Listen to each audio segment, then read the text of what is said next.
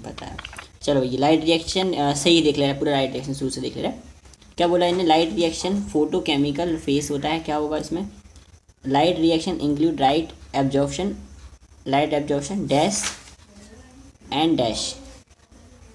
And formation of water splitting.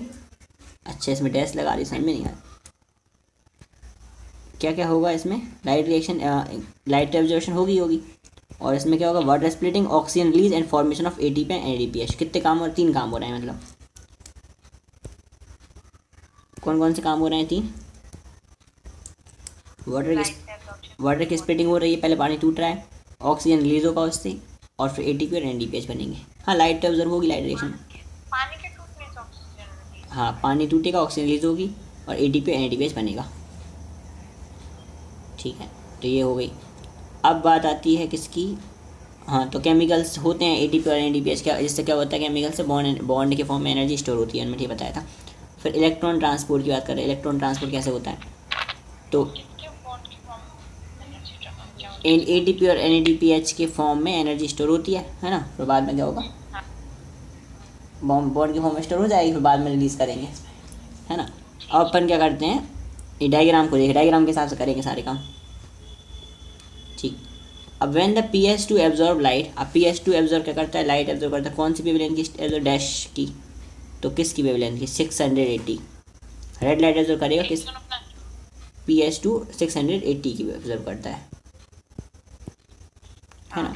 और electron transport पढ़ रहा है ना। हाँ, और electrons are excited and transferred to an dash acceptor, electron किसको दे देंगे, फिर इलेक्ट्रॉन एक्सेप्टर को दे देंगे। ठीक है, and electron acceptor passes them to a chain of electrons, फिर वो इलेक्ट्रॉन की चेन में जाता जाएगा, जिसमें क्या होंगे, साइटोक्रोम्स होंगे, डैश साइटोक्रोम। और ये स्टार्टिंग से क्या बोला था तुमने, स्टार्टिंग में क्या बोला था, पहले PS2 लाइट एब्जॉर्ब करेगा, PS2 लाइट एब्जॉर्ब करने के बाद कौन सी लाइट एब्जॉर्ब करेगा, 680 नैनोमीटर की रेड वेवलेंथ की रेड लाइट है ना। फिर वो एब्जॉर्ब करके इलेक्ट्रॉन एक्साइट हो जाएंगे, फिर इलेक्ट्रॉन कहाँ जाएंगे, इलेक्ट्रॉन एक्सेप्टर के पास जाएंगे, फिर इलेक्ट्रॉन एक्सेप्टर के पास वो जाएंगे, इलेक्ट्रॉन ट्रांसपोर्ट सिस्टम में जाएंगे, फिर वो ये हो गई, और जिसमें साइटोक्रोम है। इतनी बात हो गई। अब वो बोल रहे हैं कि भैया this movement of electron is down hill, ये इलेक्ट्रॉन का जो मूवमेंट होता है कैसा होता है, डाउन हिल होता है। And in the terms of redox potential की टर्म्स में मूवमेंट कैसा है अपना, डाउन हिल होता है। ठीक, डाउन मतलब नीचे, मतलब हायर पोटेंशियल से इलेक्ट्रॉन कहा जा रहा है, नीचे की लोअर पोटेंशियल की तरफ जाएंगे इलेक्ट्रॉन। ठीक है, इतनी बात होगी। डायग्राम से ज़्यादा समझ में आता है, पहले पढ़ लेते हैं हम उसको, फिर डायग्राम से जाएगा ज़्यादा समझ में।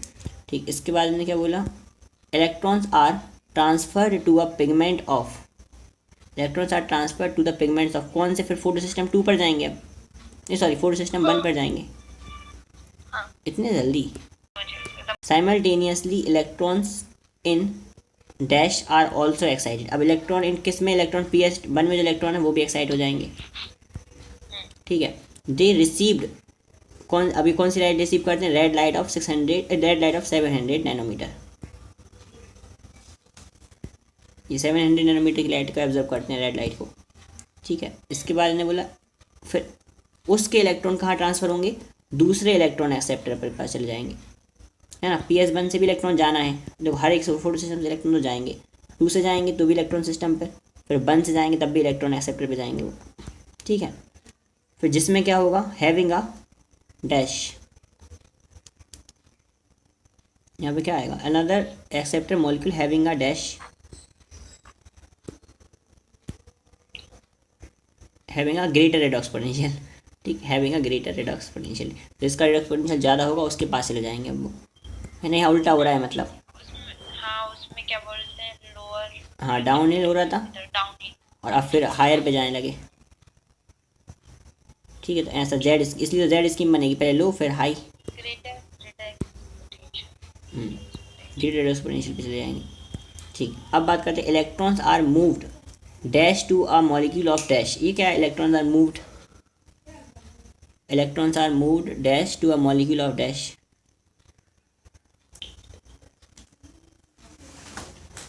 क्या आएगा, electron are moved downhill to a molecule of, अच्छा फिर वो फिर से डाउन हिल चलेगा भाई साहब, क्या है देखना, डाउन हिल था पहले, अरे zigzag चल रहा है। पहले डाउन हिल था, फिर ऊपर गए, हाँ, अप हिल, फिर ऊपर गए, फिर डाउन उसका चलेगा। फिर से नीचे, फिर ऊपर गए। हाँ यही चलता रहता है ऊपर नीचे, है ना। तो डाउन हिल जाएंगे तो electrons are moved downhill to the molecule of NADP, है ना, NADP के मॉलिक्यूल के पास जाते हैं। फिर से क्या बनता है NADP के पास, NADP is reduced to NADPH, फिर वो काय में रिड्यूस हो जाता है NADPH में, NADPH प्लस H प्लस में, तो अपन बोल सकते हैं NADPH2 बोल सकते हैं, NADPH2। पहले यहाँ पे क्या हुआ, electrons are moved down to a molecule of NADP।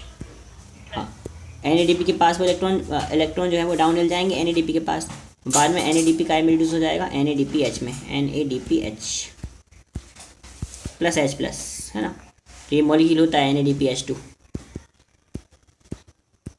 उसका H2 बोल सकते हैं ना, NADPH2। अब बोल रहे हैं वो transfer of electron from PS2 to PS1 and finally downhill to NADP plus is called Z scheme, is called dash scheme. कौन सी स्कीम बोलते हैं उसको अपन, Z स्कीम बोलते हैं, क्योंकि जिगजैग शेप है उसकी बहुत ज़्यादा। This shape is formed when all the carriers are placed in the sequence of redox potential scale. ये शेप कैसे बनती है, जब सारे के सारे कैरियर्स को अपन कैसे रखें, रेडॉक्स पोटेंशियल स्केल पे रख दें, मतलब उनको according to their redox potential, कौन सा हाई है कोई सा लो है ना, उसके अकॉर्डिंग रखते हैं। तो ठीक है, अब डायग्राम में सारी बातें दिख रही हैं, वैसे तो डायग्राम से देखें तो सबसे पहले Z scheme of light reaction की बात चल रही। तो लाइट हार्वेस्टिंग कॉम्प्लेक्स जो PS जो ग्रीन कलर में था वो कौन है, PS असली में PS कौन है वो, PS2 है वो, है ना, PS2। और जो येलो कलर का है वो कौन है, PS1, ये PS1 है, और जो पहले वाला था ग्रीन कलर का वो PS2 है। अब PS2 लाइट एब्जॉर्ब करेगा, फिर वो देगा इलेक्ट्रॉन एक्सेप्टर को, है ना, और कितनी वेवलेंथ की करता है ये, 680 की। तो इसी में लिख लेंगे डायग्राम ताकि याद रहेगा, 680 की एब्जॉर्ब करता है, ठीक। तो 680 की लाइट एब्जॉर्ब करता है ना, और फिर बाद में इलेक्ट्रॉन एक्सेप्टर को देता है, इलेक्ट्रॉन ट्रांसपोर्ट सिस्टम को देगा फिर बाद में, और यहाँ से क्या बना लेगा ATP, यहाँ से इसने बना लिया ATP। अब इलेक्ट्रॉन ट्रांसपोर्ट सिस्टम के बाद वो जाएगा PS1 पर, जो कि कितनी ऑब्जर्व करेगा लाइट को, 780, ठीक। ये 780 नहीं 700, क्या है वो? 680 था, एक 700 है, नहीं, LHC। Light harvesting complex. तो 600 PS1 होगा वो कितनी की ऑब्जर्व करेगा, 700 की ऑब्जर्व करेगा, ठीक है। इसके बाद फिर इलेक्ट्रॉन एक्सेप्टर के पास जाएंगे, फिर इलेक्ट्रॉन एक्सेप्टर के पास फिर से डाउन हिल जाएंगे, तो वो किसके जाएंगे, NADPH के पास जाएंगे, सॉरी NADP के पास जाएंगे, और क्या बना लेंगे, NADPH प्लस H प्लस बनाते हैं, ठीक, NADPH प्लस H प्लस। तो ये एनर्जी बन गई। तो यानी कुल मिला के कितने मॉलिक्यूल बने अपने पास, दो चीज़ें बन गई बस, एक तो ATP बना, एक NADPH बना है, एक NADPH बना, ठीक। और ये कौन सा ये साइकिल तो है नहीं, ये Z स्कीम है,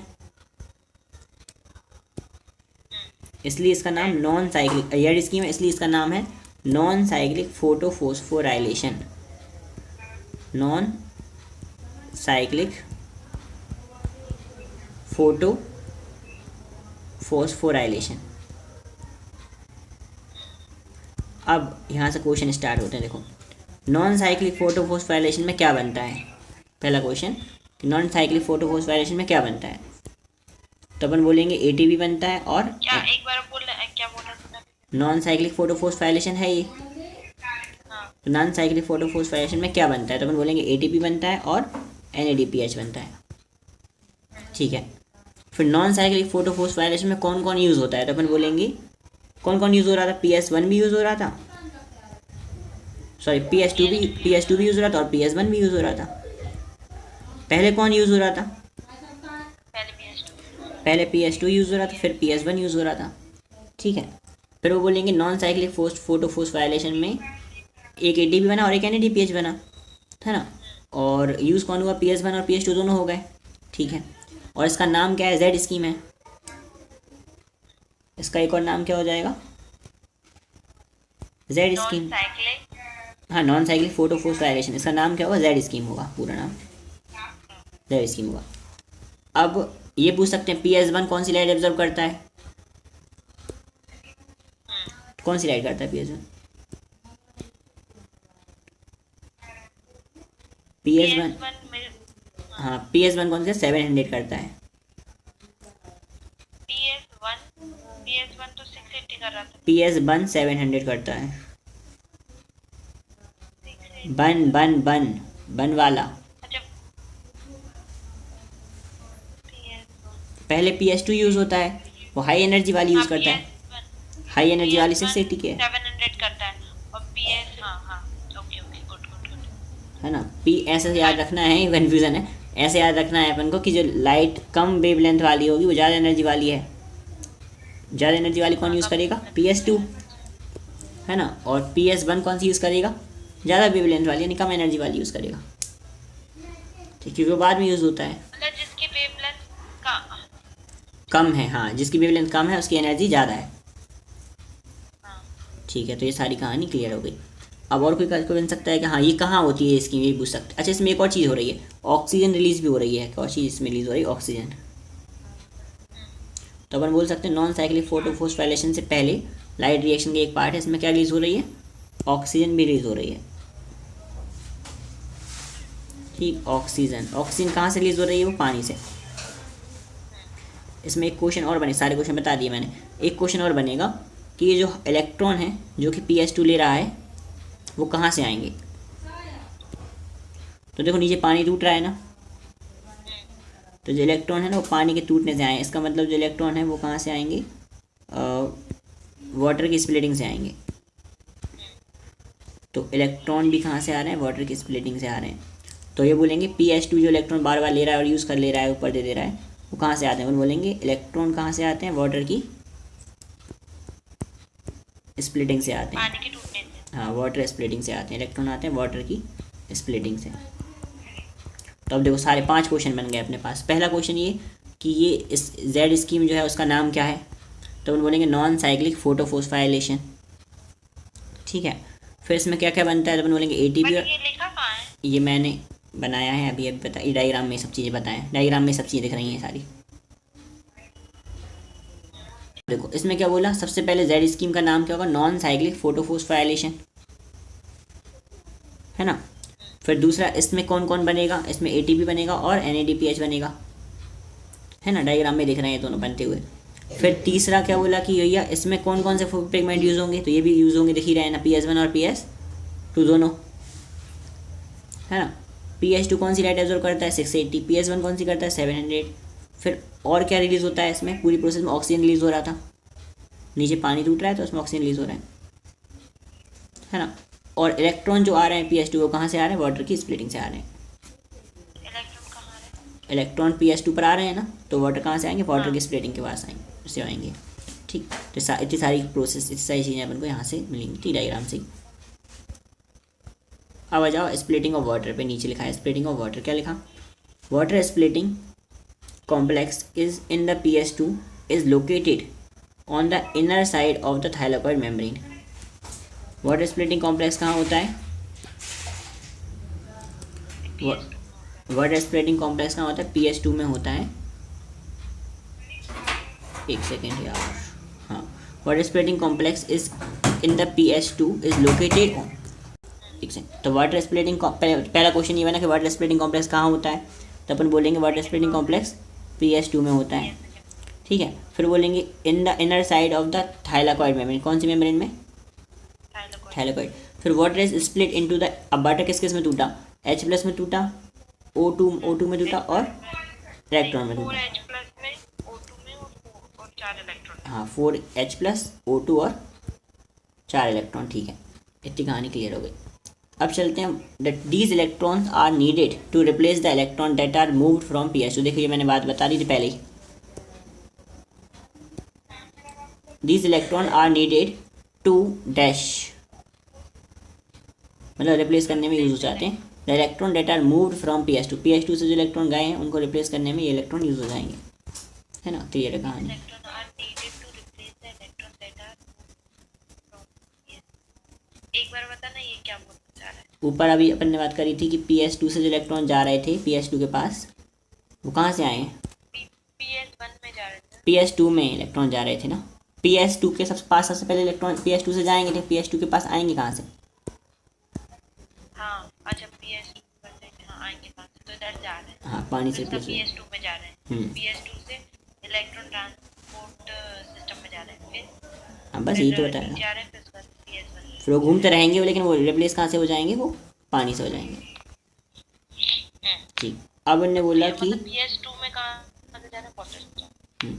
अब उन्होंने बोला the proton are use, proton भी यूज होंगे। देखो प्रोटॉन आर यूज, इलेक्ट्रॉन तो यूज हो चुके, ऑक्सीजन बाहर रिलीज हो गया। अब proton are used to reduce NADP to NADPH। NADP से NADPH बना था ना, NADP से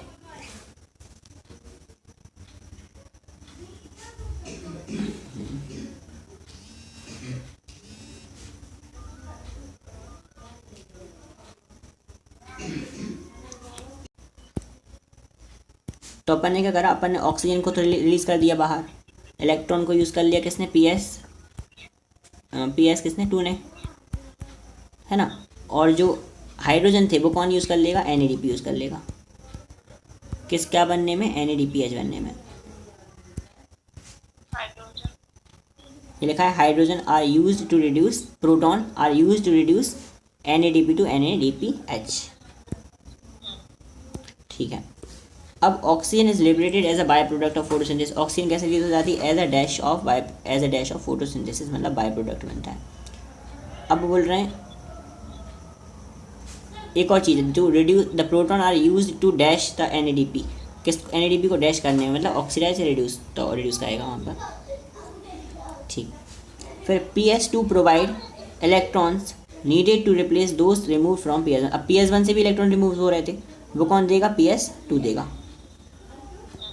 देखो सिंपल सी बात है, जो PS2 से निकलेंगे, पीएस मैं बताऊं PS2 हाँ चल हाँ हाँ क्या, नहीं तू बता तू। जो PS2 से निकलेंगे वो पानी देगा, है ना। और जो PS1 से निकलेंगे उसे कौन दे देगा, PS2 दे देगा।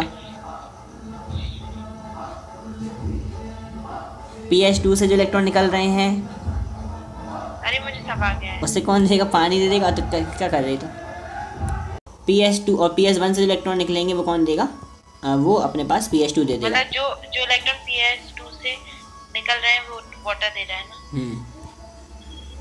और PS1 से निकल रहा है वो अपने पास PS2 दे रहा है। वो PS2 दे रहा है। हाँ, और PS2 से बन रहा है ADP, और PS1 से जो इलेक्ट्रॉन जा रहा है उनसे बन रहा है NADPH। जो कौन है वो, फोटो फोस्फोराइलेशन में चले, है ना, ज़्यादा वैसे क्लियर नहीं करना। फोटो फोस्फोराइलेशन में चलते हैं, क्या होता है फोटो फोस्फोराइलेशन, फोटो फोस्फोराइलेशन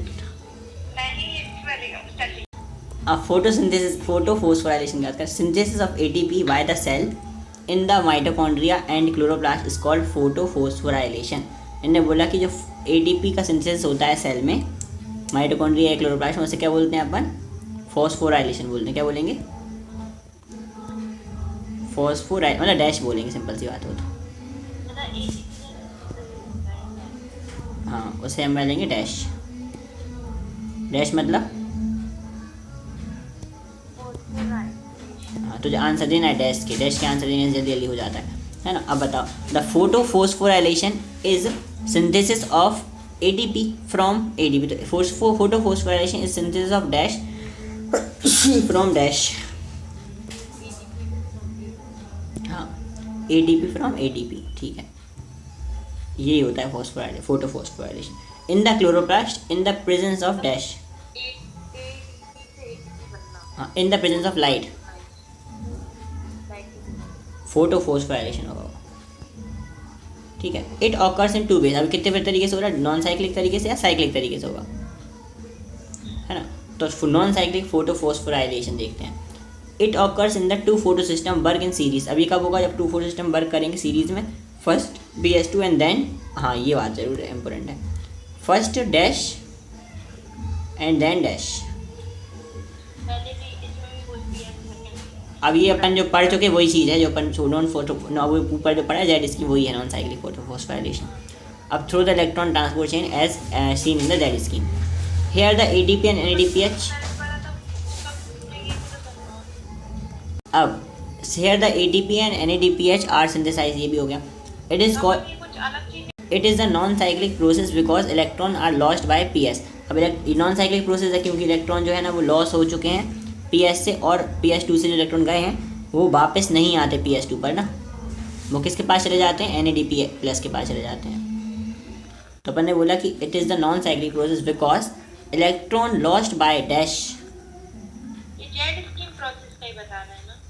तो इन्होंने क्या बोला कि it is a non cyclic process because electrons are lost by PS2, electrons are lost by dash,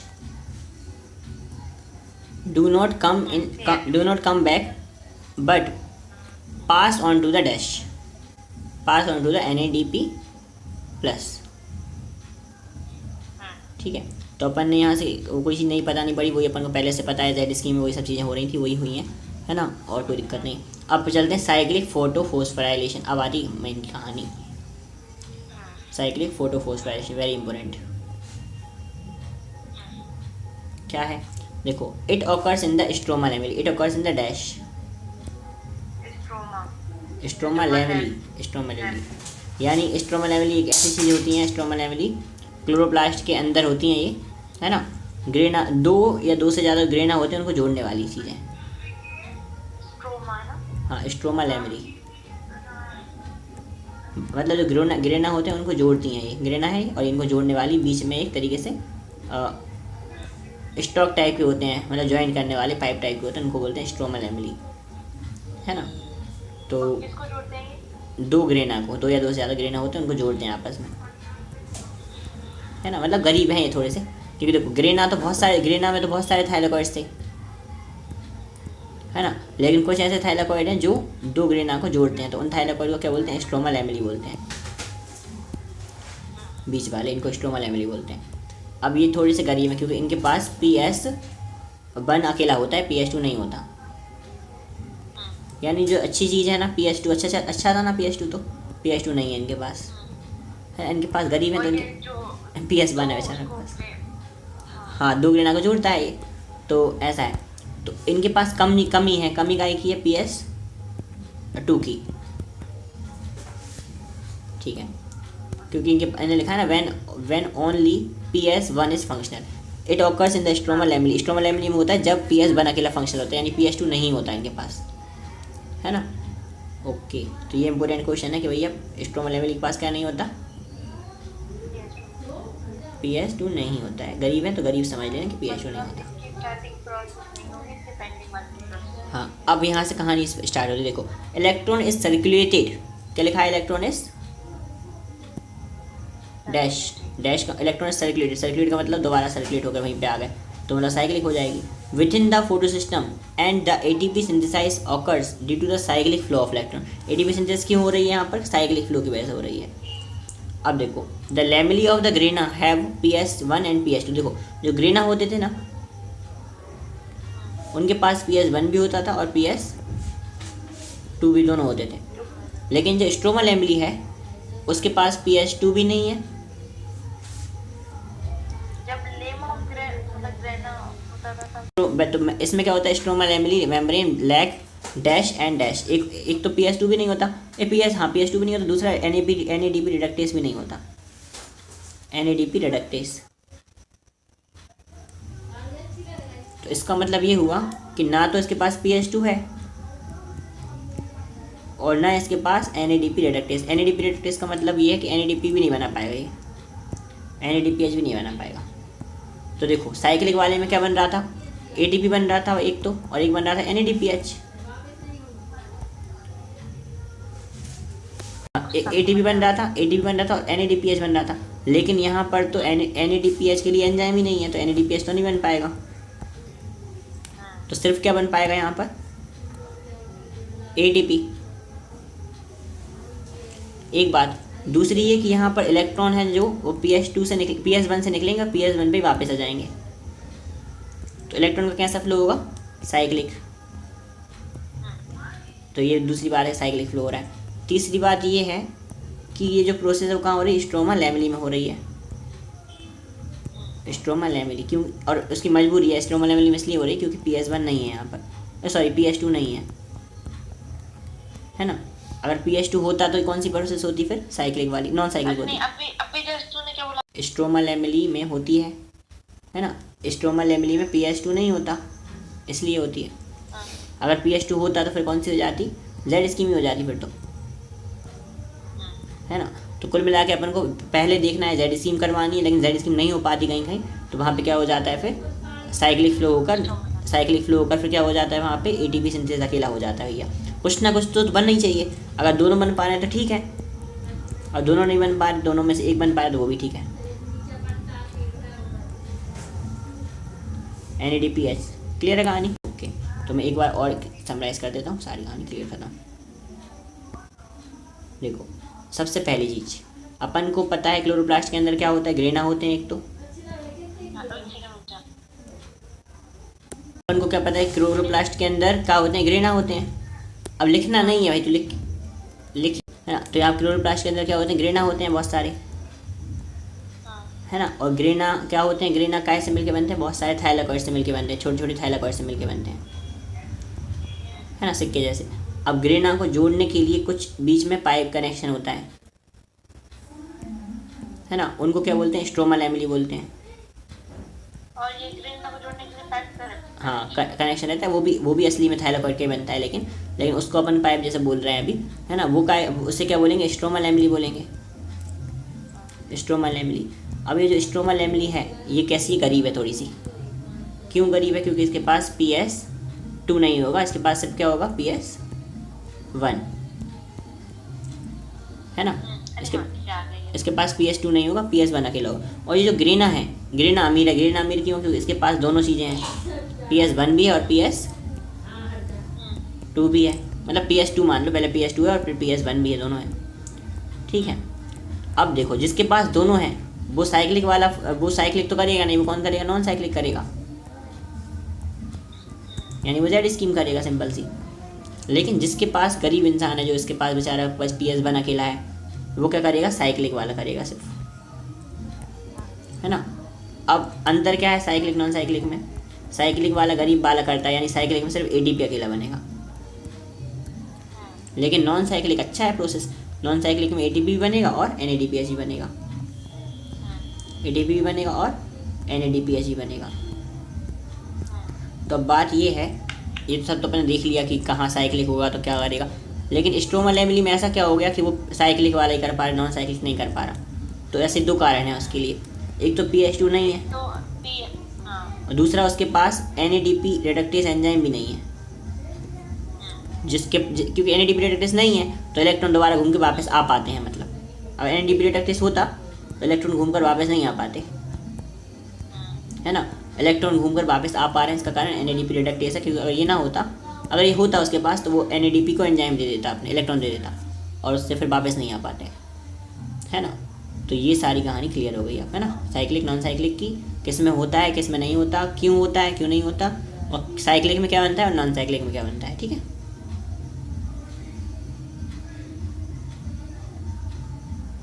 is it clear?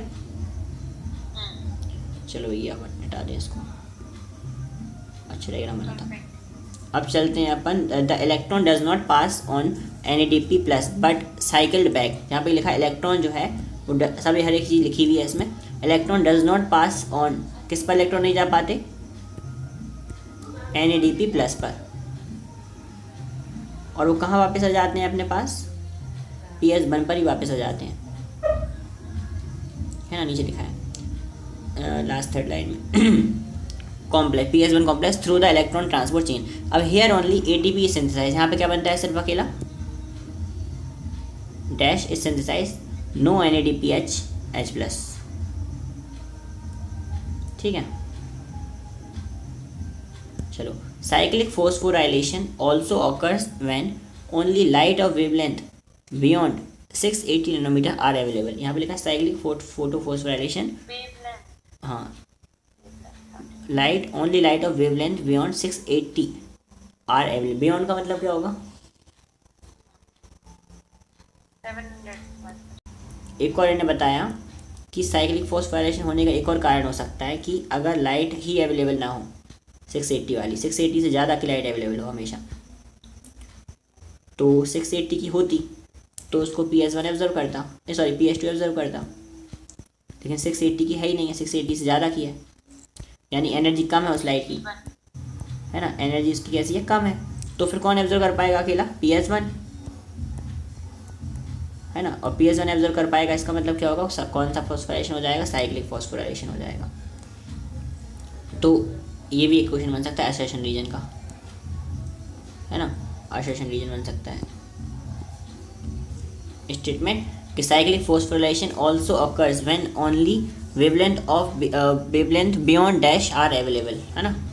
तो कौन सी वेवलेंथ अवेलेबल होगी? जब 680 से ज़्यादा की वेवलेंथ अवेलेबल होगी तभी होगा PS1, ठीक है, तभी होगा साइक्लिक वाला। चलो कोई दिक्कत नहीं। अब हो गया अपना, अब ये अपनी फोटोफोस्फोराइलेशन दोनों हो गया, साइक्लिक वाला भी हो गया, नॉन साइक्लिक भी हो गया, ठीक है, अपन समझ भी ली कहानी। ऊपर अपन लाइट रिएक्शन भी समझ ली, स्प्लिटिंग ऑफ वाटर भी समझ ली। अब चलते हैं अपन कहाँ? केमियोस्मोटिक थ्योरी, हाइपोथेसिस। अब ये बहुत छोटी कॉम्प्लेक्स चीज़ है, समझना ध्यान से। It explains dash of ATP synthesis या मैकेनिज्म ऑफ डैश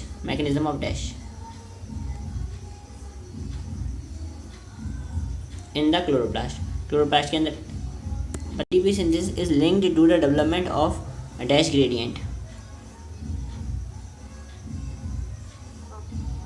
ये आया था 2023 का क्वेश्चन है ये, डैश ग्रेडियंट। डैश मतलब प्रोटॉन बताना था, ठीक है। तो it is linked to the development of proton gradient. क्या कौन सा ग्रेडियंट बनाना है अपन को? प्रोटॉन ग्रेडियंट बनाना है। किसके across?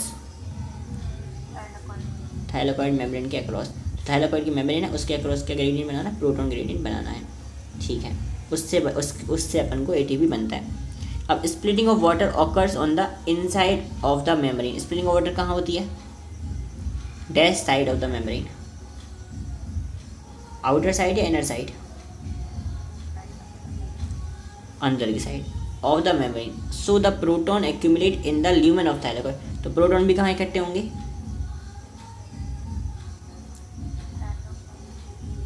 Proton accumulate in the lumen of thylakoid.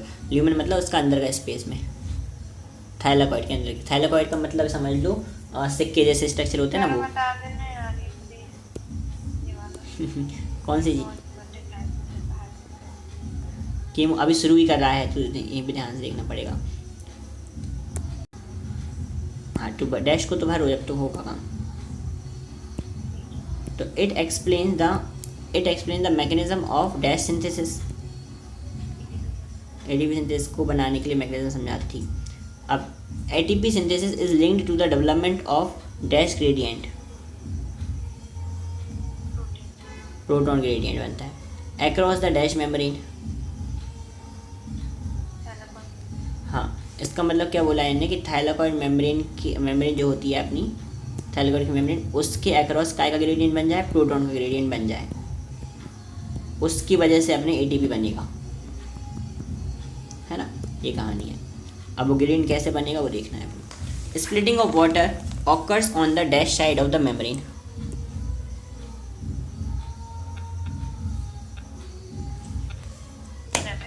Inner side of the, ठीक। इसके बाद in dash side of the membrane. So the proton accumulate in the dash of the lumen, sorry dash of the thylakoid.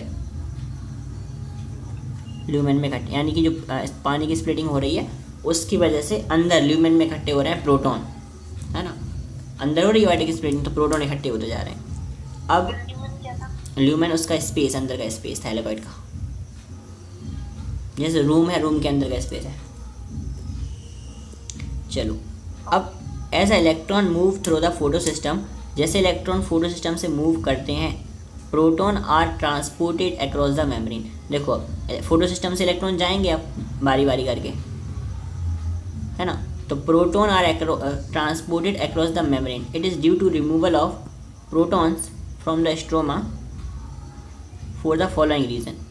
अब यहाँ थोड़ी समझने वाली बात है, क्या है, as electron move through the photo system, तो इलेक्ट्रॉन कहाँ से मूव होते हैं, फोटो सिस्टम से मूव होते हैं। Proton are transported across the membrane, तो इलेक्ट्रॉन जैसे गए तो प्रोटॉन भी जाएंगे, है ना। अब proton are across the membrane, अब it is due to the removal of proton from stroma for the following reason. अब स्ट्रोमा क्या होता है, स्ट्रोमा क्लोरोप्लास्ट का अंदर का स्पेस, खाली स्पेस, स्ट्रोमा क्लोरोप्लास्ट का अंदर का खाली स्पेस, वो क्या बोल रहे हैं, स्ट्रोमा बोल रहे हैं। स्ट्रोमा में से प्रोटॉन की क्या आ जाएगी, कमी आ जाएगी, स्ट्रोमा में प्रोटॉन कमी आ जाएगी, उसका कारण बताना है कैसे आएगी कमी, मतलब ठीक। तो इन्हें बोला कि क्लोरोप्लास्ट जो है, क्लोरोप्लास्ट है वो क्या बोलते हैं, स्ट्रोमा के अंदर रहता है। हाँ, क्लोरोप्लास्ट के अंदर का स्पेस को बोलते हैं स्ट्रोमा, ठीक है, थोड़ी कॉम्प्लेक्स चीज़ है। As electron move through the photosystem, protons यानी डैश आर ट्रांसपोर्ट, हाँ हाँ, तो as electron move through the photosystem dash are transported across the membrane, it is due to the removal, it is due to the dash of protons, dash of proton from the stroma for the following reason. तो stroma से proton हट रहे हैं, मतलब, है ना, इसलिए कमी आएगी। तो क्यों, primary electron acceptor is located toward the outer side of the membrane, तो प्राइमरी इलेक्ट्रॉन एक्सेप्टर कहाँ अवेलेबल होता है, आउटर साइड पे, और वो इलेक्ट्रॉन एक्सेप्टर है कौन, and transfer its electron to, अपने फिर इलेक्ट्रॉन ट्रांसफर कर देता है, किसके लिए इलेक्ट्रॉन ट्रांसफर करता है, फिर वो H प्लस कैरियर को दे देता है। अब H प्लस कैरियर को जब इलेक्ट्रॉन मिलेंगे तो वो H प्रोटॉन थोड़ी बचेगा, फिर वो अगर कहीं गलती से या फिर मतलब नॉर्मली भी इलेक्ट्रॉन जो है वो किसको मिल जाए, H प्लस कैरियर को मिल जाएंगे, तो वो H प्लस कैरियर फिर H प्लस नहीं बचेगा, फिर वो हाइड्रोजन बन जाएगा, हाइड्रोजन गैस बन जाएगी, ठीक है ना। तो H प्लस की कमी आ जाएगी, हाँ मतलब अगर H प्लस को अगर इलेक्ट्रॉन मिल जाए, हाँ, तो वो H प्लस नहीं बचेगा फिर वो, हाँ, है ना। तो इन्हें क्या बोला, so this remove the proton from the stroma, इसकी वजह से प्रोटॉन में स्ट्रोमा कमी आ जाती है, सॉरी, इसकी वजह से स्ट्रोमा में प्रोटॉन की क्या आ जाएगी, कमी आ जाएगी, ठीक है। तो ये बोला, इसलिए क्यों आया, क्योंकि इलेक्ट्रॉन जो है वो किसको मिल गया, H प्लस कैरियर को, ठीक है। इलेक्ट्रॉन H प्लस कैरियर को मिल गया हो तो इसलिए हुआ वहाँ पे, हाँ, तो फिर वहाँ पे प्रोटॉन की कमी आ जाएगी। फिर लिखा from the stroma while transporting an electron, तो एक एक इलेक्ट्रॉन ट्रांसफर करते करते वहाँ पर प्रोटॉन की कमी आती जा रही है बाहर, है ना।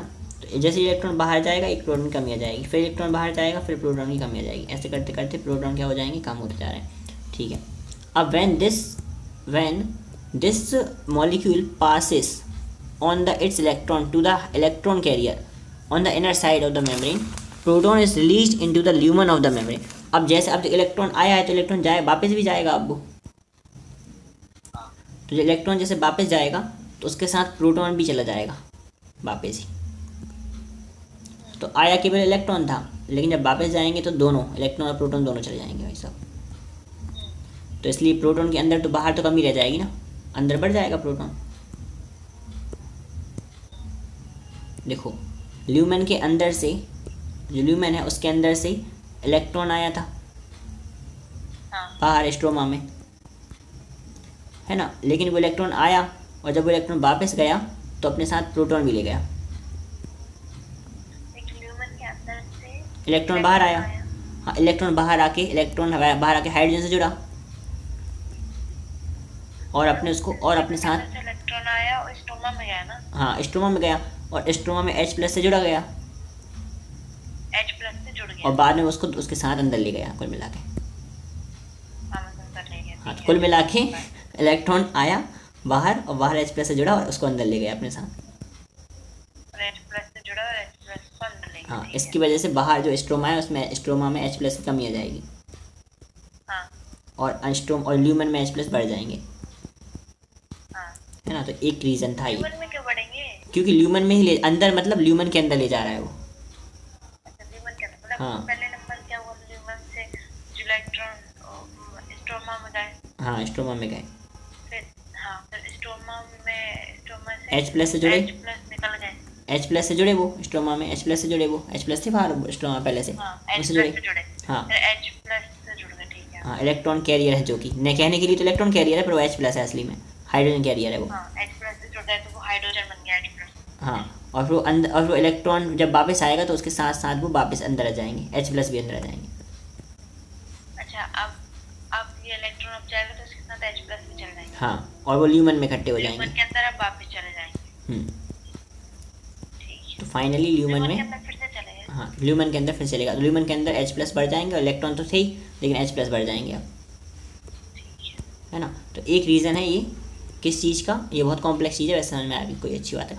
ये किसका रीज़न है, ये इलेक्ट्रॉन की सॉरी H प्लस के अंदर बढ़ने का, ल्यूमन के अंदर H प्लस बढ़ने का एक रीज़न है ये। एक सेकंड रुकना, हाँ बोल क्या बोल। ठीक है ना। अब देखो तो दिस मॉलिक्यूल और दिस, अब इसमें फिर से पढ़ना पड़ेगी सारी कहानी, देखो पीछे लिखा है, पीछे से दो लाइन पीछे से देखें तो इसमें लिखा है primary electron acceptor is located, primary electron acceptor is located on the outer side of membrane and transfer its electron to the क्या H carrier, H to the H plus carrier. हाँ तो H प्लस कैरियर को दे दिया वही proton. So this molecule removes a proton, तो ये molecule क्या करता है, बाहर प्रोटॉन रिमूव कर देता है from the stroma while transporting an electron. इससे ये वाली कहानी अपन ने समझी है। When this molecule passes on its electron to the electron carrier on the inner side, अब जब इनर साइड आएगा अंदर की साइड आएगा तो ऑफ द मोमेंट, तो proton is released into the lumen of stroma. तो प्रोटॉन कहाँ रिलीज हो गया आपकी बार, ल्यूमन में हो गया। इस सारी कहानी को अपन क्या बोलेंगे, इलेक्ट्रॉन, मतलब इलेक्ट्रॉन ने क्या करा, इलेक्ट्रॉन गया H प्लस से जुड़ा और फिर बाद में ल्यूमन में H प्लस बढ़ा दिए। हाँ, सारी कहानी, इलेक्ट्रॉन तो थे ही, इतनी कहानी H प्लस इसी से बढ़ है। गए, क्योंकि ये प्रोटॉन को भी साथ लेके आ रहा है। अब चलते हैं, अब आगे बढ़े। हाँ चलो, NADP reductase enzyme is located on the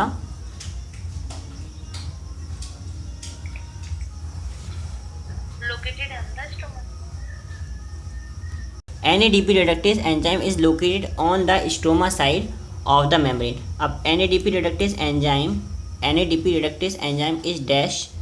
is located on the dash side of the membrane, stroma, या फिर ऐसा भी बोल सकते हैं dash enzyme is located on the dash side of the membrane. NADP reductase enzyme, कहाँ है NADP reductase enzyme?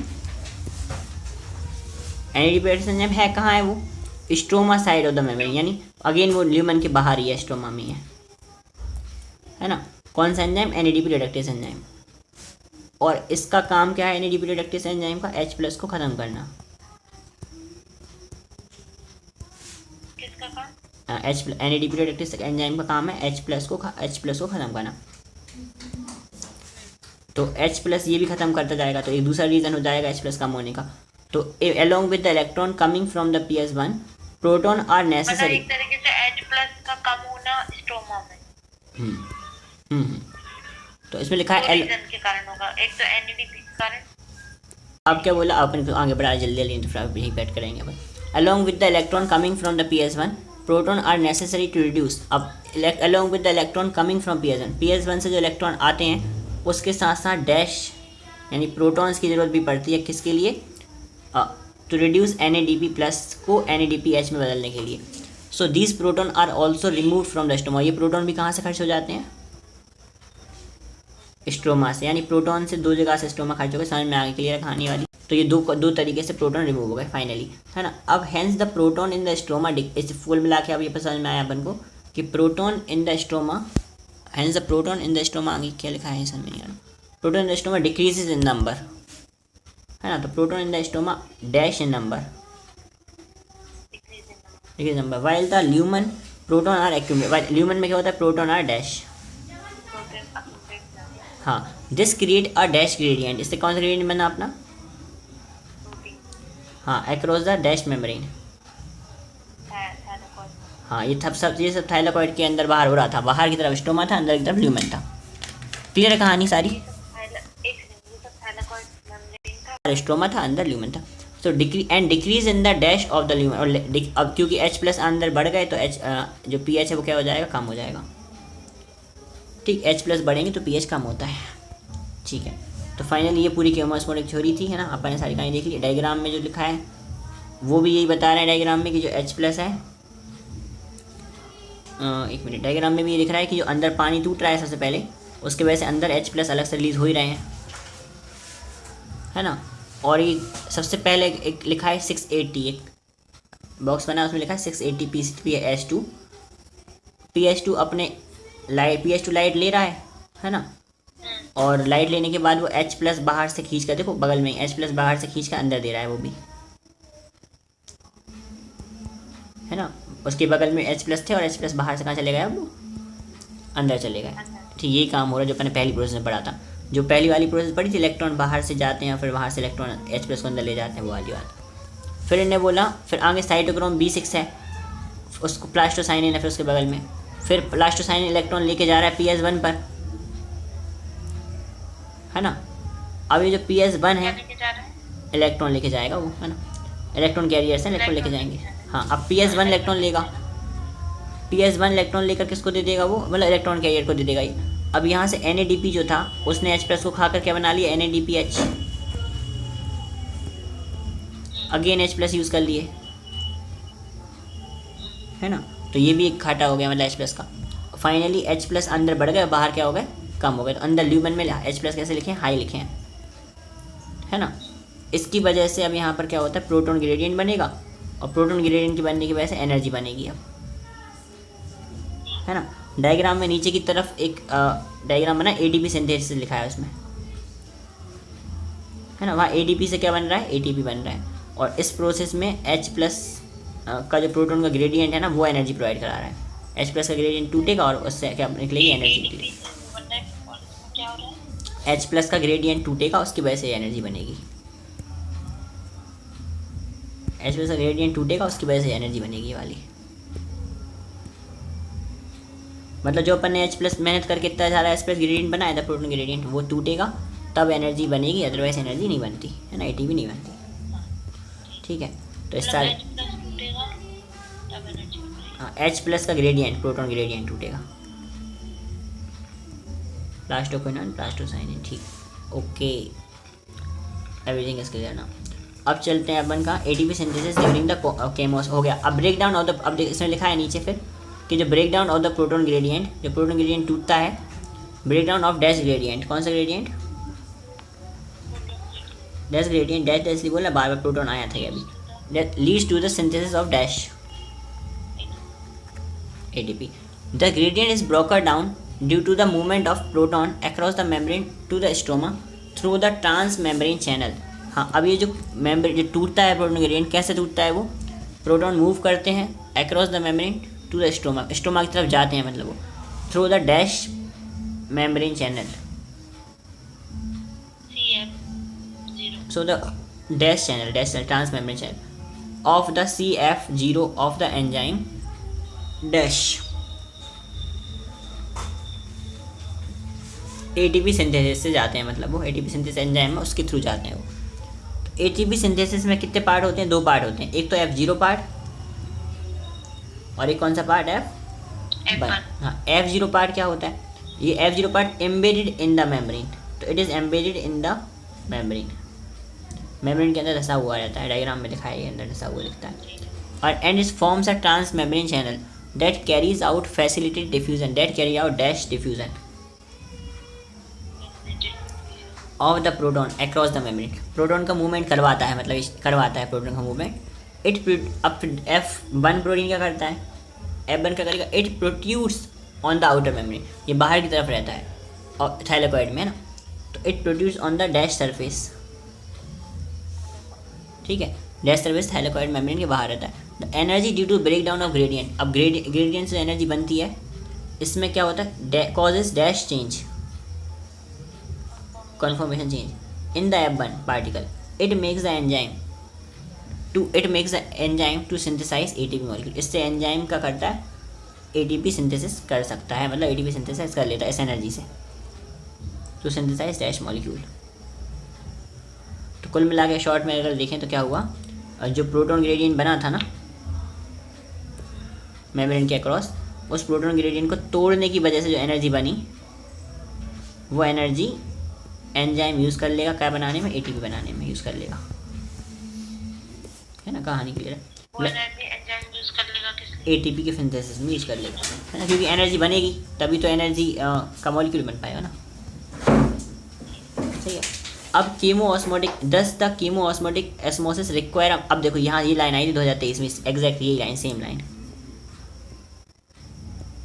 ठीक। ऑप्शन में चेंज कर दिया था थोड़ा थोड़ा, बस देखो। The chemo osmosis requires a membrane, a dash gradient, दो ऑप्शन में लिखा था इलेक्ट्रॉन ग्रेडियंट, दो ऑप्शन में लिखा था प्रोटॉन ग्रेडियंट। फिर proton gradient, proton pump, proton gradient, अपन ऐसा करो dash pump dash pump dash gradient करते हैं। उसमें इलेक्ट्रॉन पंप और इलेक्ट्रॉन ग्रेडियंट था ऑप्शन में। इलेक्ट्रॉन का तो कोई काम ही नहीं है दूर दूर तक, कहीं इलेक्ट्रॉन नाम आया इतनी देर में, नहीं।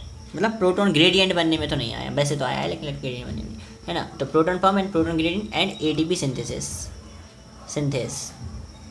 तीन चीज़ें ज़्यादा इंपॉर्टेंट है, proton gradient, proton pump and ATP synthesis, ठीक है। क्योंकि फैसिलिटेटेड ट्रांसफर, ये जो डिफ्यूज़न हो रहा था प्रोटॉन का, वो कैसा हो रहा है, फैसिलिटेटेड हो रहा था, जो कि प्रोटॉन पंप से हो सकता है सिर्फ। अच्छा एक बात बताओ, जो प्रोटॉन थे वो अंदर ज़्यादा थे, मेम्ब्रेन के अंदर प्रोटॉन ज़्यादा थे अंदर, है ना, और बाहर की तरफ प्रोटॉन कैसे हैं, कम है, बाहर की तरफ कम है। और ये चार्ज H+ क्या होता है, एक प्रकार का चार्ज होता है ना। अब ये चार्ज ऐसे ही मेम्ब्रेन के थ्रू नहीं जा सकता, इसको भिजाना पड़ेगा बाहर, तो इसको फैसिलिटेट करना पड़ेगा, तो फैसिलिटेटेड ट्रांसफ़र होगा, क्या फैसिलिटेटेड बोला तूने अभी, एक बार एक अब भी क्या बोला? मेम्ब्रेन के थ्रू, मन से।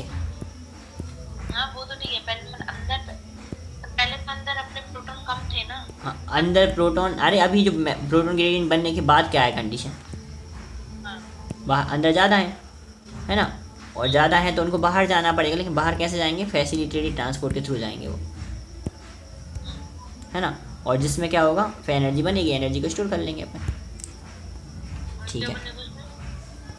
अब energy is used to pump the proton across the membrane, अब energy is used to dash the proton, come the proton, dash the proton across the membrane to create a gradient or a high concentration of proton within the thylakoid lumen। अब कभी कभी क्या होता है, energy use होती है काय में, प्रोटॉन को पंप करने में, अंदर भिजाने में, ल्यूमन में अपन ज़बरदस्ती भी भिजा सकते हैं उनको एनर्जी के यूज़ करके, और a high concentration of the proton within the thylakoid lumen to create a gradient, ठीक है। अब ATP synthesis has a channel that allows diffusion of proton back across the membrane. और ATP synthesis क्या होता है, इसके पास channel होता है, dash has the channel that allows the diffusion of proton back across the membrane, फिर protein वापस भी आ जाएंगे प्रोटॉन इसके लिए। This releases energy to activate ATP synthesis enzyme that catalyzes the formation of ATP, जिससे क्या होती है, एनर्जी रिलीज होगी। This releases the energy to activate the ATP synthesis, this release the energy to activate dash enzyme and that catalyzes the formation of ATP, इससे क्या होगा, formation होगा ATP. कोई खास बात नहीं, जो अपन पहले पढ़ा था वही चीज़ है कि कभी कभी क्या होता है, अपन को प्रोटॉन ज़बरदस्ती अंदर भेजा सकते हैं, मतलब मर्जी से अपनी, मतलब रीज़न तो था ही उसका अलग अंदर होने का, ज़्यादा होने का, कभी अपन भी चाहें तो अपन भी भेजा सकते हैं, तो उसके लिए क्या लगेगी, लेकिन एनर्जी लगेगी, है ना। तो सिंपल सी बात है, वो कोई दिक्कत नहीं है इतना, ठीक। अब क्या करो अपन, अब आगे देखें डार्क रिएक्शन।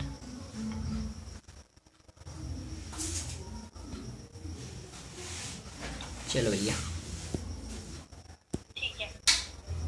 डार्क रिएक्शन देखना है ना, हाँ करते हैं। डार्क रिएक्शन स्टार्ट कर रहे हैं ना। Product of light reaction are dash dash and dash, ATP and ATPase और O2। Dark reaction is use of ATP. Dark reaction is the use of ATP and ATPase to drive the process for the synthesis of food. Dark reaction किसका use करता है, dash का और dash का, ATPase क्या बनाने के लिए, synthesise the dash sugar. Sugar, है ना। सिंपल है, उनका यूज़ करके sugar banana. This phase does not directly depend upon the dash light. But is dependent on the product of dash. Light of reaction. Light पे depend नहीं करता, पर product पे डिपेंड करता है उसके, है ना। एक सेकेंड रुकना, चलिए स्टार्ट करते हैं। अब it can be verified as follows. कैसे उसको वेरीफाई कर सकते हैं? Immediately after light reaction become unavailable, immediately after light become unavailable, the biosynthetic process continues for some time and then stop. It is if the light is available, the synthesis start again. मतलब कुल मिला के light नहीं होगी तो ये reaction process रुक जाती है, और लाइट होती है तो ये प्रोसेस होती रहती है। यानी लाइट पे डिपेंड नहीं करती, लाइट के प्रोडक्ट पे डिपेंड करती है। हाँ, डिपेंड लाइट के प्रोडक्ट के ऊपर करती है। हाँ। बट इस पे तो लाइट के ऊपर काम कर रही है ना। हाँ। लाइट होगी तो काम अगर लाइट होगी तो थोड़ी देर तक, लाइट नहीं भी होगी थोड़ी देर तक तो करती रहेगी काम, पर रुक जाएगी, क्योंकि लाइट रिएक्शन के प्रोडक्ट ही खत्म हो जाएंगे। जब तक प्रोडक्ट रहेंगे तब तक ये काम हाँ, प्रोडक्ट रहेंगे जब तक हैं और जब तक नहीं है प्रोडक्ट फिर हम भी नहीं हैं। ठीक है, अब इनने बोला कि भैया CO2 combines with H2O to form dash. CH2O। हाँ, CH2ON मतलब carbohydrate sugars. CO2 assimilation during the photosynthesis is 2 types, 2 type का होता है ना। कितने टाइप? मतलब ये हाँ, डायरेक्ट रिएक्शन 2 टाइप से होगी, मतलब एक तो C3 पाथवे और एक C4 पाथवे, है ना। तो C3 pathway in this first stable product of the CO2 fixation is dash. कौन होगा? C3H। PGA, फोस्फोग्लिसरिक acid. PGA क्या है? फोस्फोग्लिसरिक एसिड आएगा आगे भी। देखो, जो C3 होते हैं ना, C3 उनमें फर्स्ट स्टेबल प्रोडक्ट जो होता है वो 3 कार्बन वाला होता है, और जो C4 होंगे उनमें फर्स्ट स्टेबल प्रोडक्ट कौन क्या सा? होता है, क्या होता है? फर्स्ट स्टेबल प्रोडक्ट कितने कार्बन वाला होगा? 3 कार्बन वाला, यानी पहली बार जो बनेगा कंपाउंड, हाँ। है ना। और C4 होंगे उनमें फर्स्ट स्टेबल प्रोडक्ट कितने कार्बन वाला होगा? 4 कार्बन वाला होगा। ठीक है। ठीक है, इतनी कहानी हो गई। इसके बाद जाओ कहाँ? L क्या है? Melvin Calvin study the algal photosynthesis using the dash 14C, ये रेडियोएक्टिव है कार्बन का, and he discovered that the first CO2 fixation product was dash.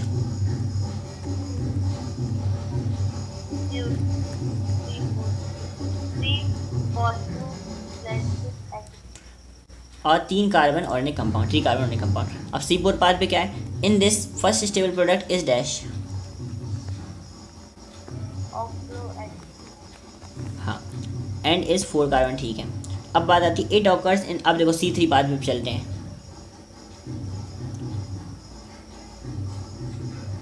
एक से, हाँ, C3 पाथ पे जो होता है वो सारे प्लांट्स में होता है, चाहे फिर वो कोई से भी हो, दुनिया में कोई से भी प्लांट हो। हाँ, ठीक है।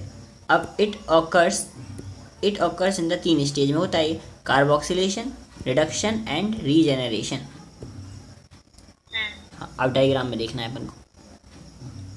सबसे पहले अपने पास RUBP है, फिर ये RUBP जो है, अभी नाम बाद में बता देंगे। RUBP जो है वो क्या करता है? CO2 और H2O लेता है, और क्या करता है? CO2 H2O लेता है और इनको लेकर क्या बना लेता है? कार्बोक्सिलेशन कर देता है ना। CO2 और H2O लेता है। हाँ, CO2 H2O लेगा, और डायग्राम में दिख रहा है ना, ठीक। CO2 H2O लेगा और क्या बना लेगा? एक सेकंड, कहाँ दिख रहा है डाई? CO2 H2O लेकर क्या बना लेगा? 3PGA बना लेगा। अब ये 3PGA बाद में जाकर आगे जाकर ATP लेगा एक, और एक NADPH लेगा, और एक ये रिडक्शन के प्रोसेस के तो से क्या बना लेगा? शुगर या स्टार्च बना लेगा। सॉरी, हाँ, शुगर ही बना लेगा, स्टार्च बना लेगा, ये बना दिया नीचे, है ना। ट्राइओस फॉस्फेट बाद में शुगर बना ली, फिर बाद में एक और ATP लेगा, और लेकर फिर दोबारा से RUBP बना लिया। यानी साइकिल चल रही है पूरी की पूरी RUBP से। अच्छा, हाँ, हाँ, नहीं, ओके। RUBP शुरू करा और RUBP पे दोबारा वापस आ गया। तो 3 प्रोसेस हुई कार्बोक्सिलेशन की, और ये ट्राइओस फॉस्फेट। हाँ, वो ट्राइओस फॉस्फेट के, हाँ, हाँ, ट्राइओस फॉस्फेट बाद में ATP उसने रिलीज भी, ATP बाद में लेकर ये ट्राइओस फॉस्फेट के फॉर्म में स्टार्च और सुक्रोज को स्टोर कर रहा है। ट्राइओस फॉस्फेट बना, बाद में फिर वो स्टार्च ही बन जाएगा। ठीक है। अब तो पहले कार्बोक्सिलेशन हुआ, फिर कार्बोक्सिलेशन के बाद रिडक्शन, और रिडक्शन के बाद फिर रीजनरेशन, है ना। तो साइकिल चल रही है। अब इसमें ATP कितने यूज़ हुए? पूरे कुल मिलाकर? एक दो। दो दो हुए बस। तो 2 एटीपी यूज़ हुए हैं एक साइकिल में, ठीक है। और एन कितना यूज़ हुआ? एक। एक। यानी पूरी साइकिल में 2 एटीपी यूज़ हुए और एक एन यूज़ हुआ। इसका मतलब ये हुआ कि एक साइकिल में कितने, एक साइकिल में अगर एनर्जी देखें अपन, एक साइकिल में पूछेंगे एक साइकिल में कितनी एनर्जी लगती है, एक एटीपी लगता है और एक नहीं, और एक साइकिल में, ATP। हाँ सॉरी, 2 एटीपी लगते हैं भाई साहब, 2 एटीपी लगते हैं और एक एन लगता है ना। गुड। तो ये तो एक साइकिल की बात है। अगर सिर्फ एक CO2 मॉलिक्यूल की बात है, अपन को ग्लूकोज बनाना है, ग्लूकोज में कितने कार्बन होते हैं? T6। हाँ 6 कार्बन होते हैं। तो 6 कार्बन के लिए कितनी साइकिल लगेंगी? 6 साइकिल लगेंगी। और 6 साइकिल लगेंगी तो ATP 2 × 6 यानी कितने ATP यूज़ हो जाएंगे? 12 ATP। और जो NADPH है वो कितने यूज़ हो जाएंगे? NADPH तो 6 ही रहेंगे। एक मिनट, ATP सिर्फ 2 ही लगे हैं यहाँ पर, हाँ। कुछ तो गड़बड़ हुई है। एक सेकेंड कुछ गड़बड़ हुई है अभी। ये जो PGA बनता है, ये बनाया PG, और ये 5, हाँ गड़बड़ हुई है एक यहाँ पर, क्या हो? बहुत भयंकर, मतलब गजब की गड़बड़ हुई, मैं बता रहा थी। वही तो मैं कह रहा ऐसा हो ही नहीं सकता। आई एम बताएंगे, रुक जाओ एक मिनट। देखो जो RUBP था ना, वो कितने कार्बन का मॉलिक्यूल था? 5 कार्बन का मॉलिक्यूल है वो खुद। 5 हाँ 5 कार्बन का मॉलिक्यूल। और जो कार्बन डाइऑक्साइड है वो कितने कार्बन का है? 1 कार्बन का। तो 5 कार्बन और 1 कार्बन जब मिलेंगी तो कितने कार्बन का कंपाउंड बनना चाहिए था? एक सेकंड रुक जा।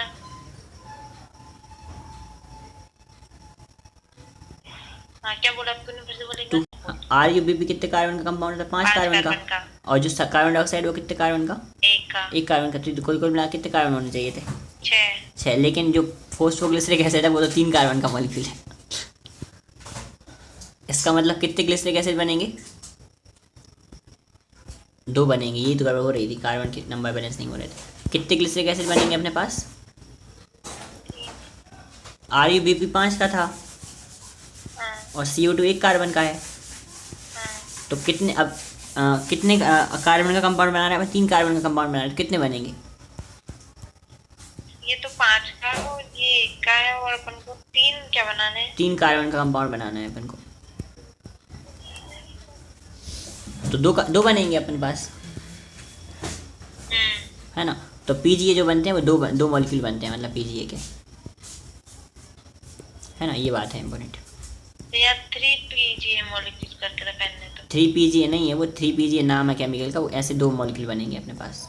तो अपन को 2 मॉलिक्यूल बनेंगे हाँ कार्बन के। हाँ, इसका मतलब अब यहाँ से अपन देखें, मतलब कार्बन नहीं, अपन जो बोलेंगे कि जो PGA है ना वो 2 मॉलिक्यूल्स ऑफ कार्बन बना रहा है। नहीं, PGA के 2 मॉलिक्यूल बने हैं अभी अपने पास इसमें। PGA के 2 मॉलिक्यूल्स बने हैं। हाँ, अब PGA के 2 मॉलिक्यूल बने हैं तो एक, अब ये सारी प्रोसेस जो दी है वो 1 मॉलिक्यूल के लिए दी है, लेकिन हाँ। तो अपन को डबल करना पड़ेगा। तो इस हिसाब से देखें अगर अपन अब, ये सारी प्रोसेस 1 मॉलिक्यूल की थी। हाँ 1 मॉलिक्यूल की, PGA के 2 मॉलिक्यूल्स बने, तो हाँ। प्रोसेस को डबल करना पड़ेगा। हाँ, तो अब ATP अगर देखें तो कितने लगेंगे? सिर्फ डबल कहाँ करना है, सिर्फ यहाँ पर करना है 2 ATP और 2 NADPH की जगह पर बस। तो यानी जो ATP लगा, एक के लिए 1 लगा था, 2 PGA के लिए कितने लगेंगे? 2 ATP लगेंगे और 2 ही NADPH लगेंगे। अब बताओ, अब एक साइकिल में ATP कितने लगे? अरे तो कहाँ भैया, मेरे को एक बात बता, 2 तो ATP एक साइकिल में अपने 2 ATP लगे हैं। नहीं नहीं नहीं NADPH ना ना ना तो ना सिर्फ ना एक ना। लगा है ना। अब PGA कितने मॉलिक्यूल अपने पास? 2 मॉलिक्यूल हैं, तो एक PGA के लिए कितना ATP दिया? 1 ATP दिया है। 2 PGA के लिए कितने ATP लगेंगे? 2। और एक PGA के लिए 1 NADPH दिया था, 2 ये तो लगेंगे। 2 लगेंगे। तो यहाँ तो 2 लग गए ये दोनों, है ना। अब आगे जो साइकिल है वो ऐसी कैसी रहेगी, आगे कोई चेंज नहीं होगा। आगे तो 1 ATP लग रहा था, वो 1 ही लगेगा, है ना, कन्वर्ट दोबारा वापस कन्वर्ट होने में। तो अब ओवरऑल देखें एक साइकिल में कितने ATP लगेंगे? अब एक मतलब 2 नहीं, 2 तो पहले 2 एक साथ ही लग चुके और 1 अलग से लगा, तो एक ओवरऑल ATP देखें तो कितने लगेंगे? अच्छा, ये एक और अलग से लगा है ना। हाँ 3 लग गए। 3 लग गए। और NADPH कितने लग गए? 1 हाँ 2 लगे हैं, एक एक में एक लगा, 2 में कितने लगेंगे? 2 लगेंगे। दो लगेंगे। तो अब एक साइकिल के लिए एटीपी 3 और एनएडीपीएच कितने हो गए? 2, है ना। ये है कहानी। एक सेकंड रुक जा, एक सेकंड रुक जा। साइकिल में एटीपी कितने लगे? 3 लगे। और एनएडीपीएच कितने लगे? 2। ऐसा इसलिए हुआ क्योंकि अपन ने जो पीजीए बनाया था वो 3 कार्बन का मॉलिक्यूल था और अपन 6 कार्बन के साथ बता बनाना था। तो पीजीए असली में 2 मॉलिक्यूल बनते हैं तो डबल एनर्जी लगेगा। अरे मैं आगे बढ़ रहा हूँ, ठीक देखो। हाँ। तो कुल मिला के अपने पास यहाँ क्या होता है, अब मैं फिर से एक बार शॉर्ट में बता के कि 2 पीजीए बनते हैं, इसलिए यहाँ पर एटीपी 2 लगे और एनएडीपीएच भी कितने लगे? 2 लगे। 2। और आगे एक ही लगेगा सिंपल। तो एटीपी ओवरऑल कितने लगेंगे एक साइकिल में? 3 लगेंगे। और जो एनएडीपीएच है वो कितना लगेगा? 2 लगेंगे। एनएडीपीएच कितने लगेंगे? 2 लगेंगे। ठीक, तो एटीपी लगा 3 और एनएडीपीएच लगे 2। तो एक साइकिल, ये तो एक साइकिल में हुआ। ऐसे कितनी साइकिल करनी पड़ेंगी? 6 साइकिल करनी पड़ेंगी अपन को। तो ऐसी 6 साइकिल के लिए एटीपी कितना लगेगा टोटल? 6 18। और जो एनएडीपीएच है वो कितना लगेगा? और एनएडीपीएच तो अपने सिर्फ 2 ही लगे हैं ना अपने एक हाँ, साइकिल एक साइकिल में 2 लगे तो 6 साइकिल में 12 कितने? लगेंगे। 12। तो ये क्वेश्चन आया था 2019 में या 20 में कि एक ग्लूकोज मॉलिक्यूल के बनने के लिए एटीपी कितने लगते हैं? 18 और एनएडीपीएच कितने लगते हैं? 12। 12। भाई ठीक साहब, है, इतना इजी है। जीनियस सुनो, मैं तो जीनियस।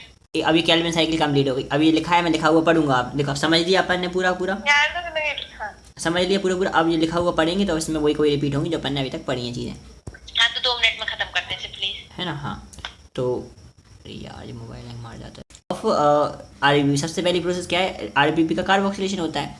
तो आरयूबीपी जो है इसका फुल फॉर्म क्या है आरयूबीपी का?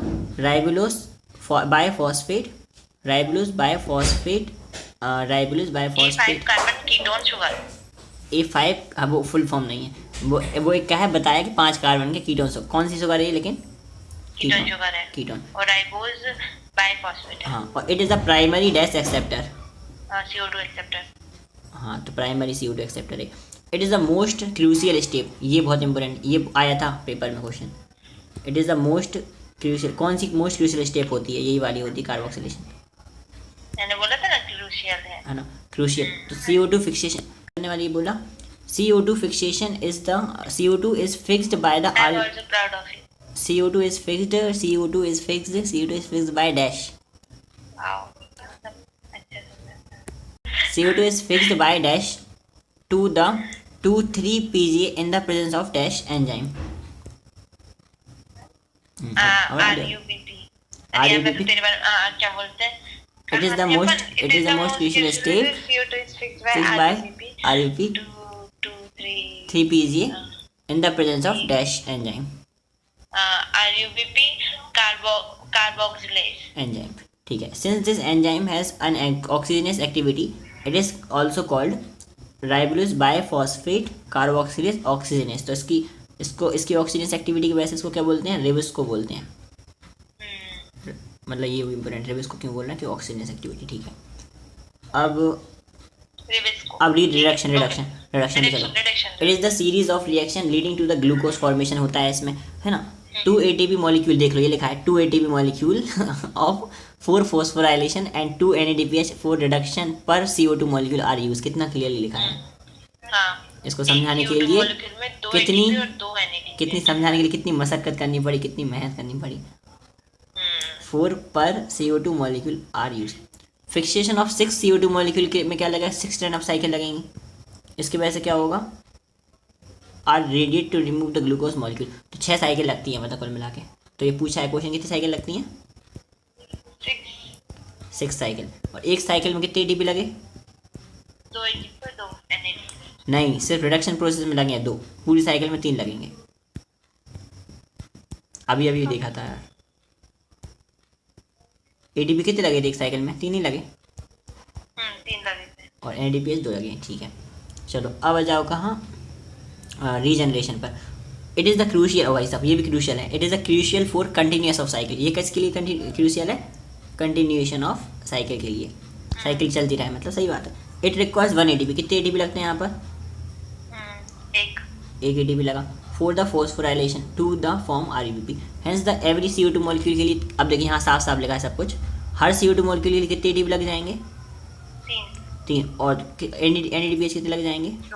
2, है ना, सिंपल सी बात है। अब बताओ, अगर यहाँ पे साफ साफ लिखा है ये कि एक CO2 के लिए इतना लगा, तो 6 के लिए कितना लगेगा?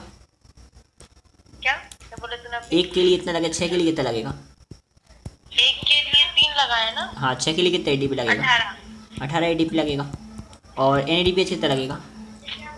क्या 12? ये बार बार क्वेश्चन आते हैं इसलिए बार बार कर रहे हैं अपन इसको, है ना। NADPH लगेंगे 12 और 18 ATP लगेंगे, ठीक है। चलो भैया, अब आ जाओ अपन कहाँ, it is the probability to meet this difference in the number. इसीलिए अब देखो, अब यहाँ से एक और इम्पोर्टेंट बात, ये जो नंबर का डिफरेंस नहीं दिख रहा है एक खास यहाँ पर, क्या दिख रहा है डिफरेंस? कहाँ की बात कर रहे हैं? ATP और NADPH में अंतर दिख रहा है कुछ? किसमें किसमें? ATP और NADPH में। ATP और NADPH में। ATP नहीं दिखेगा, तुम लिखा ही नहीं। ATP 18 लगे और NADPH कितने लगे हैं? 12।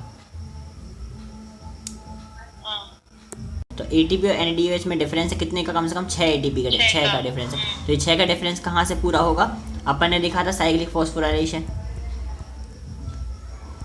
साइक्लिक फॉस्फोराइलेशन में ATP ज़्यादा लगे ना, साइक्लिक फॉस्फोराइलेशन में ATP अकेला बना था,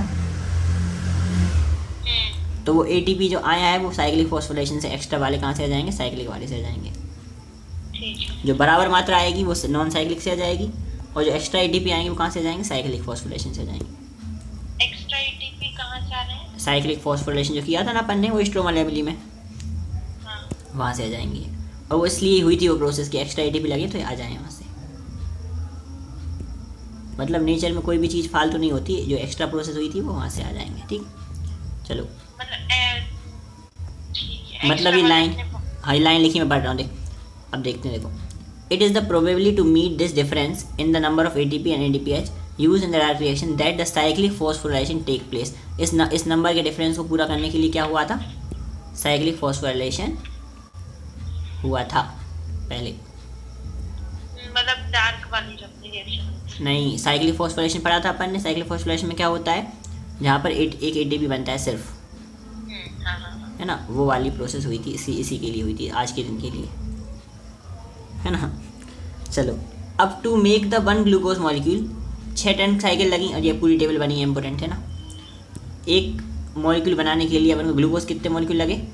एक बनाने के लिए ग्लूकोज 6 CO2 लगेंगे, 18 ATP लगेंगे और 12 NADPH लगेंगे। अब तो और चीज़ क्लियर हो गया ये। I am really proud of me. I am also proud of me. देखो, अब मैं बताऊँ क्या होता है C4 पाथवे, कहाँ से आता है और क्यों होता है, क्या जरूरत क्यों पड़ रही है इसकी अपन को, वो देख लेते हैं। कल इसको समझ लेंगे बारीकी से, लेकिन अभी अपन को देखें जरूरत क्यों पड़ी इसकी, है ना। तो देखो क्या हुआ था, जो अपने पास रोबिस्को एंजाइम था ना, रोबिस्को एंजाइम, वो रोबिस्को क्या कर रहा था, वो एक तरीके से वो ऐशो आराम का, मतलब वो थोड़ा सा बिगड़ गया था एक तरीके से, है ना। बिगड़ने की वजह से वो क्या करने लगा था, उससे बोला गया था कि CO2 लेना है ना। रोबिस्को से बोला गया था कि क्या लेना है, सिर्फ CO2, लेकिन वो ऑक्सीजन के साथ भी जाने लगा था, ऑक्सीजन भी लेने लगा था वो, है ना। तो ऑक्सीजन लेने की वजह से जो कार्बन डाइऑक्साइड का लेना कम हो गया उसका, तो कार्बन डाइऑक्साइड लेना कम हो गया, इसकी वजह से वो फोटोसिंथेसिस में कम रोल प्ले करने लगा, है ना। यानी एक तरीके से वो अपना काम बिगाड़ने लगा। फोटोसिंथेसिस करने के लिए CO2 लेना चाहिए था, लेकिन वो क्या लेने लगा था, ऑक्सीजन लेगा। तो अपन को कुछ ऐसा करना पड़ेगा कि जो रोबिस्को है वो कहीं ऐसी जगह पर चला जाए प्लांट के अंदर जहाँ उसे ऑक्सीजन ना मिले, मतलब जेल, मतलब उसे अपन सज़ा देंगे, उसे अपन जेल में डाल देंगे। हाँ, उसे सिर्फ कार्बन डाइऑक्साइड दिलवाएंगे, बहुत सिंपल सी बात है ये वाली बात। अपन कुछ ऐसा करेंगे कि जो कार्बन डाइऑक्साइड लेना है बाहर से ना, वो बिगड़ा क्यों था? हाँ, वो इसलिए बिगड़ा था क्योंकि उसका नाम ही रोबिस्को है। उसका नाम क्या है, रोबिस्को। मतलब वो चाहे तो ऑक्सीजन भी ले सकता है और वो चाहे तो कार्बन डाइऑक्साइड भी ले सकता है, लेकिन वो अभी तक अपने कहने पर ले तो रहा था कार्बन डाइऑक्साइड, लेकिन वो चोरी चोरी चुपके चुपके क्या ले रहा, ऑक्सीजन भी ले रहा था, है ना। तो अपन ने कुछ ऐसा करा, अब अपन कुछ ऐसा करेंगे कि जो CO2 एक्सेप्टर है, यानी CO2 को एक्सेप्ट करने वाला मॉलिक्यूल है, उससे हम किसी और के उसकी जिम्मेदारी किसी और को दे देंगे, CO2 को एक्सेप्ट करने वाली। हाँ, रोबिस्को को नहीं देंगे, रोबिस्को को जेल में डाल देंगे। अब वो गिराया ना, वो उसको कहाँ डाल देंगे, जेल में डाल देंगे। और CO2 एक्सेप्ट करने की जिम्मेदारी किसको दे देंगे, किसी आउट कर देंगे हाँ उसको तो नहीं, काम तो करवाएंगे उससे, काम तो करवाएंगे उससे, लेकिन उसको छुप कर मतलब जेल में डाल देंगे, ऑक्सीजन से नहीं मिले देंगे उसको, है ना। तो जो अपन जो केल्विन साइकिल करवा रहे थे ना, वो तो उससे करवाएंगे अभी भी, लेकिन उसको ऐसी जगह डालेंगे कि वो ऑक्सीजन से ना मिल पाए अकेला। अच्छा, लेकिन CO2 तो लेना है अभी भी अपन को बाहर से,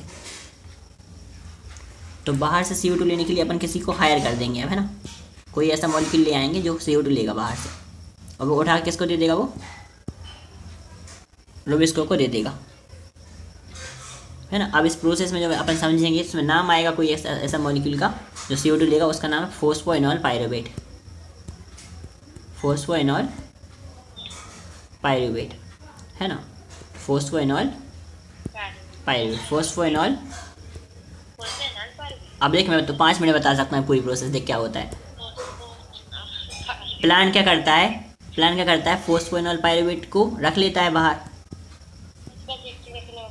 हाँ, फोस्फोइनॉल पायरुवेट को रख लेता है, वो CO2 ले लेता है। हाँ, प्लांट क्या करता है, CO2 फोस्फोइनॉल पायरुवेट को रख लेता है, और वो किसको ले लेगा, CO2 ले लेगा। अब ये CO2 किसको दे देगा, उठाकर रेबिस्को को दे देगा। अच्छा हाँ, जो प्लांट होता है वो फोस्फो इसको रख लेता है, फोस्फोइनॉल पायरुवेट को। अच्छा फोस्फोनाल पायरुवेट को रख लेता है, हाँ, और क्या करता है, वो CO2 एक्सेप्ट करता है। अब CO2 एक्सेप्ट कौन करेगा, मतलब फोस्फोइनॉल पायरुवेट करेगा। CO2 ले लेता है। हाँ, CO2 ले लेगा वो, है ना। अब CO2 लेकर वो किसको दे देगा, RUBP को दे देगा, और RUBP क्या कर लेगा, अपना केल्विन साइकिल कर लेगा, और केल्विन साइकिल करके वो बना लेगा ग्लूकोज। अब बस इतना ही तो था। अब बस एक इम्पोर्टेंट बात और है कि ये फोस्फोइनॉल पायरुवेट है, वो CO2 लेकर डायरेक्टली नहीं देता इसको रोबिस्को को, वो पहले कुछ कंपाउंड बनाएगा, एक ऑक्सिलो एसिटिक एसिड। उसके बाद वो ऑक्सिलो एसिटिक एसिड जाएगा रोबिस्को के पास और टूटेगा, और वहाँ से फिर CO2 निकलेगा, है ना। और CO2 निकल के कहाँ चल जाएगा, रोबिस्को के पास चला जाएगा। बस इतनी सी बात है और सारी कहानी खत्म। और इसमें थ्योरी होगी, अपन कल पढ़ लेंगे, और फैक्टर ऑफ एक्टिंग फोर्सेस भी कल पढ़ लेंगे, फाइनली चैप्टर क्लोज हो जाएगा। मतलब ऑक्सिलिक एसिड आएगा, ऑक्सिलिक एसिड के बाद तूने क्या बोला था, ऑक्सिलो एसिटिक एसिड जाएगा रोबिस्को के पास, और रोबिस्को के पास जाके टूट जाएगा वो, आ गया। है ना। और ये बस नाम है, कुछ बीच बीच में कहाँ कौन सी प्रोसेस होती है, कंपार्टमेंट होते हैं अलग अलग, उनमें कहाँ होती है उसको कल देख लेंगे अपन, और फैक्टर ऑफ एक्टिंग फोर्सेस भी कल देख लेंगे। ठीक है, खत्म हो जाएगा चैप्टर, आधे घंटे में हो जाना चाहिए कल। और रेस्पिरेशन प्लांट्स करेंगे अब। तो मुझे मजा आ गया, जैसे तेरा orange, thank you so much. तो बाकी के चैप्टर अपन कल देखें अब, है ना। और जो बचा है रिमेनिंग चैप्टर कल देखेंगे, और फोटोसिंथेसिस कल अपन स्टार्ट करेंगे रेस्पिरेशन प्लांट्स। ओके।